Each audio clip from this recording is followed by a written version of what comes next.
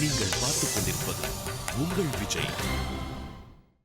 2013 கலக்குனது ஒரு 2 பேர் அப்படின்னு சொல்லலாம். அந்த ஒரு காம்போ 2 பேரும் தனித்தனியாக நிறையா பார்த்தாச்சு.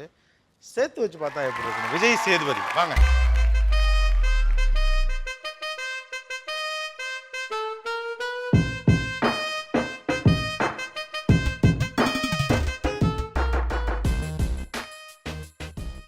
டூ 2013 கிட்டத்தட்ட ஒரு 85 புதிய இயக்குநர்கள் உள்ள வந்து புதிய புதிய படைப்புகளை முன் வச்சிருக்காங்க.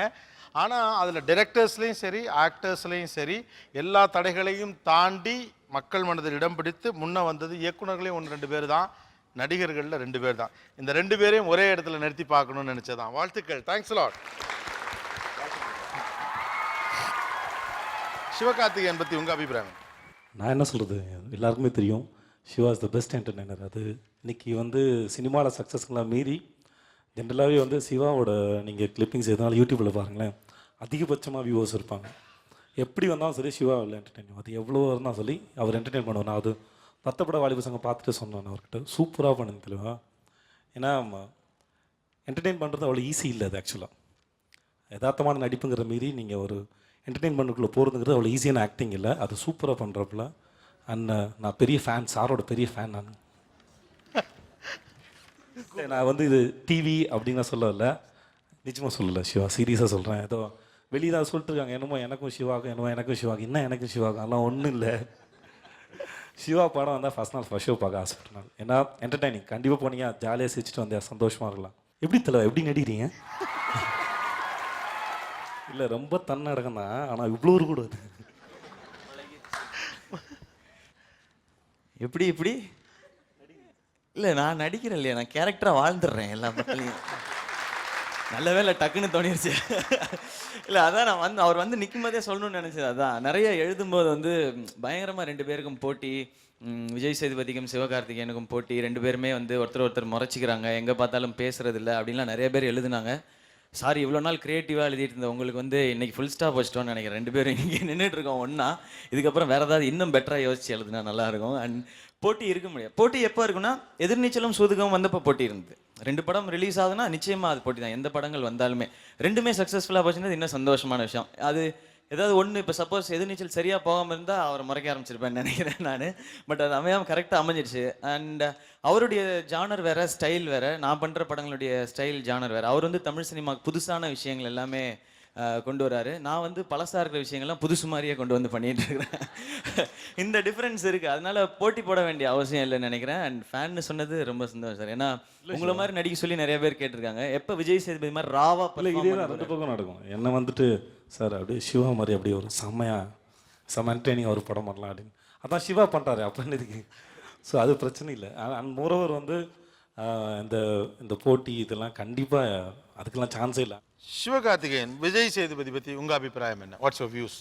எல்லாருமே கிரிக்கெட்டா வெளியே எங்கே வெயிட் இல்லை நீங்கள் இருங்க. ஏன்னா எங்கே கேட்டாலும் இதை தான் நான் சொல்லியிருக்கிறேன். ஸோ நீங்கள் அதனால பிரச்சனை இல்லை. அதான் ராவாக பெர்ஃபார்ம் பண்ணுறவங்க அப்படின்னு சொல்லுவாங்க. அதாவது சினிமான்றதை மீறி அந்த கேரக்டராக சூதுகவுமில் வந்து நீங்கள் கூட ஷோலெல்லாம் அடிக்கடி சொன்னீங்க, குடும்பத்துக்கு ஒன்றும் துண்டு விழுந்து பட்ஜெட்டில் துண்டு விழுந்துடாதில்ல அப்படின்றதெல்லாம். நானும் காமெடி தான் பண்ணுறேன், அவரும் காமெடி தான் பண்ணுறாரு படங்களில் சொல்கிறேன். பட் அதில் அவருடைய ஸ்டைல் வந்து வேறையாக இருக்குது. ஸோ அவருக்குன்னு ஒரு ஸ்டைல் பிடிச்சிருக்காரு. இன்றைக்கி அவர் பண்ணுற சூதுகம் மாதிரியான படங்கள் வந்து எல்லா இடத்துலையும் பேசப்படுது. எல்லா பெரிய இயக்குனர்களும் எல்லாருமே வந்து இந்த மாதிரி படம் இருக்கணும் தமிழ் சினிமாவுக்கு அப்படின்னு சொல்கிறாங்கன்னா, அதுக்கு ஃபஸ்ட் ரீசன் அவர் சூஸ் பண்ணுற அந்த கதையும் அவருடைய நடிப்பு தான் நினைக்கிறேன். பீட்சா பார்த்தோன்னே கூப்பிட்டு சொன்னேன். இப்போ நான் வந்து நடிக்கும் போதெல்லாம் இங்கே கிளிப்பிங்கே பார்த்தோம், நான் சூரியன் இல்லை நான் சத்யராஜ் சரண் அப்படின்னு ஒரு குரூப்பாக சேர்ந்து பெர்ஃபார்ம் பண்ணுறோம். பீட்சாவில் தனியாக அந்த வீட்டுக்குள்ளேயே சுற்றிட்டு இருந்திருப்பார் அவர். அது எனக்கு பார்க்கும்போதே பிரமிப்பாக இருந்தது, எப்படி பண்ணீங்க அப்படின்றதான்.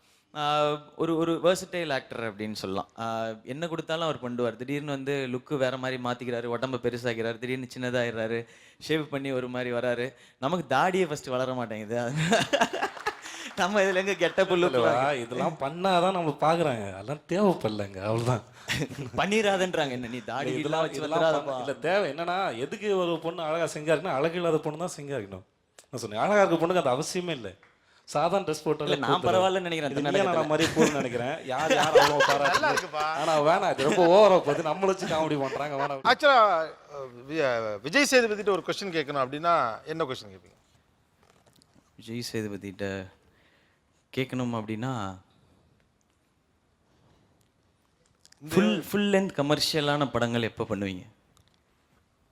இல்லை சிவா, நான் பண்ணுறதுலாம் கமர்ஷியல் படம் தான் நினைக்கிறேன். ஓடுதுல அப்படின்னா கமர்ஷியல் போட்டவங்களுக்கு காசு வருது. இல்லை, ஒரு புது மாதிரியான ஸ்கிரிப்ட், ரொம்ப சிம்பிளா யதார்த்தமா இருக்கிற மாதிரியான படங்கள். தலைவா நடுவில் கொஞ்சம் பக்கத்துக்கான சிம்பிளான படம் தலைவா. அது அதுக்கு மேலே ஒன்று ஏன் ரொம்ப சிம்பிளாக இல்லை, நிஜமாக தான் அது சிம்பிளான படம். அண்ட் மோரோவர் நான் பண்ணுற படங்கள் பாலகுமாராவாக இருக்கட்டும் இன்னும் பெருசாக இல்லை. நான் பார்க்குற வரைக்கும் அந்த படம் என்ன என்டர்டெயின் பண்ணும், கதை கேட்குற எனக்கு என்டர்டெயின் பண்ணும். நான் வந்து ரொம்ப புதுசாக இருக்கா இல்லை வேறு ஏதாவது பண்ணுறேன்னா இல்லை நான் ஏதாவது கெட்டப் போடுறேன்னா அப்படிங்கலாம் அவசியமே இல்லை. சூப்பருங்க. ஓகே, இதுதான் கேட்கணும்னு நினச்சது நான். பட் அவர் அந்த மாதிரி ஒரு ரூட் பிடிச்சிருக்காரு, அது வரைக்கும் நான் சேஃபாக இருந்துக்கலாம். Thank you. So nice to see people on the same flow. Best wishes. ரெண்டு பேரும் நிறைய நல்ல படங்கள் பண்ணணும், அவங்கவுங்க ஜானரில் நிறைய வெரைட்டிஸ் கொடுங்க. வாழ்த்துக்கள். Thank you thank you Gopi. ரொம்ப நன்றி. தேங்க்யூ. உங்களுக்கு பெரிய தேங்க்ஸ்ண்ணா. எதுக்குங்க? அது உங்களுக்கே தெரியும் எதுக்கெல்லாம் சொல்கிறேன்றது. எவ்வளோ நாள் பெரிய சப்போர்ட்டாக இருந்திருக்கீங்கன்றது உங்களுக்கே தெரியும். ஸோ உங்களுக்கு பெரிய தேங்க்ஸ். அண்ட் ஒன்ஸ் அகெயின் ரொம்ப பெரிய சந்தோஷம். ஏன்னா நான் பண்ணுற மாதிரியான படங்களுக்கோ பர்ஃபார்மன்ஸஸ்க்கோ அவார்ட்லாம் கிடைக்காதுன்றதான் எப்போவுமே நினச்சிட்டு இருக்காது. பட் அதை மீறி தேங்க்யூ. நான் அதான் ஸோ கண்டிப்பாக இது நீங்கள் இவ்வளோ தன்னடங்கமாக பேசவே வேணாம். கண்டிப்பாக இல்லை, அவார்டு வாங்கினா அப்படி தான் பேசணும். தேங்க்ஸ் ஒன்ஸ் அகெயின் எல்லாருக்குமே. அண்ட் உங்களுக்கு ஸ்பெஷல் தேங்க்ஸ் விஜய் சேதுபதி, இன்னும் ஸ்பெஷல் ஆக்குனதுக்கு நீங்கள் கூட வந்து நின்று. இதெல்லாம் வந்து பெருமையா கடவை. Thank you. Thank you Siva. Thanks a lot. All the best.